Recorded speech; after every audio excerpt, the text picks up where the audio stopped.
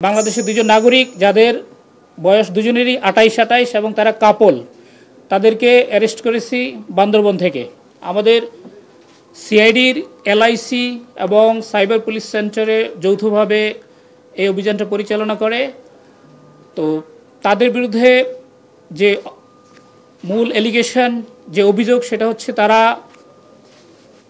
Pornography প্রস্তুত, পরিবহন এবং কেনাবেচা, ট্রান্সমিট এবং এই কাজে অন্যদেরকে উদ্বুদ্ধ করার অপরাধে তাদেরকে গ্রেপ্তার করা হয়েছে। আপনারা জানেন আমাদের বাংলাদেশ সোসাইটিতে আমরা বেশিরভাগ মুসলিম এবং আমাদের প্রত্যেকেরই একটা ধর্মীয়, সামাজিক, সাংস্কৃতিক মূল্যবোধ আমরা লালন করি।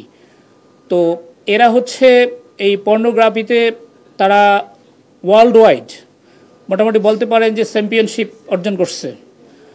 তো যেটা আমরা মনে করি যে আমাদের টোটাল নৈতিক মূল্যবোধের প্রতি আঘাত এবং আমাদেরকে ইন্টারন্যাশনাল সোসাইটিতে ডাউনগ্রেড করছে। এই জন্যে আমরা তাদেরকে অ্যারেস্ট করে পরবর্তীতে বিজ্ঞ আদালতে সোপর্দ করা হবে, তাদের বিরুদ্ধে আইনানুগ সকল ব্যবস্থা গ্রহণ করা হবে। তো এই হচ্ছে মোটামুটি বক্তব্য। যদি এখন আপনাদের প্রশ্ন থাকে তাহলে ইন ডিটেলস আমরা বলবো। আমার দুই সহযোগী সহ আমরা সবাই চেষ্টা করব আপনাদের সকল প্রশ্ন উত্তর দিতে।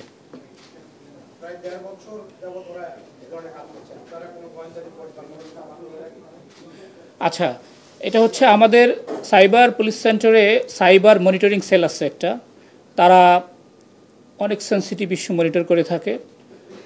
তো দ্য ডিসেন্ট নিউজ নামে একটা নিউজ পোর্টাল থেকে এরকম সংবাদ পাওয়া গেল যে বাংলাদেশের কাপল এরা পর্নোগ্রাফিতে ভিউইংয়ের দিক থেকে অনেক টপ র্যাঙ্কিংয়ে উঠে আসছে।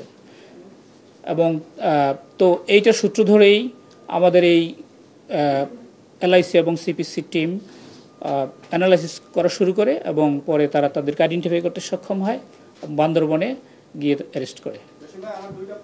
ইয়েস, আগেই বললাম যে আমাদের ডেডিকেটেড সাইবার পুলিশ সেন্টারে সাইবার মনিটরিং সেল আছে, যারা এই ধরনের সাইবার ওয়ার্ল্ডকে ব্যবহার করে অনেক ধরনের অপরাধ করে এদেরকে আমরা আইডেন্টিফাই করার চেষ্টা করি।